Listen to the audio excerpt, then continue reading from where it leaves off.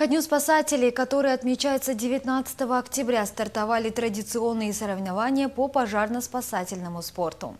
Соревнования по пожарно-спасательному спорту проводятся 2 раза в год. В программе 4 дисциплины: преодоление 100-метровой полосы препятствий, подъем по штурмовой лестнице на учебную башню, пожарная эстафета и боевое развертывание. Титул «Сильнейший» оспаривают 17 команд со всей области. Это свыше 100 спасателей. Чемпион прошлых соревнований – пожарный Жанакурганского района.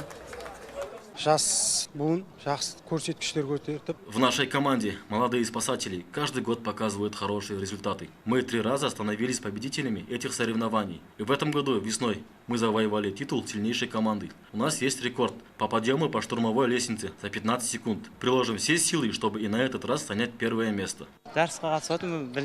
Участвую в соревнованиях впервые. Я месяц как стал работать в пожарной части номер 3 в Аральском районе. Надеюсь, смогу показать свои способности и помочь команде выиграть.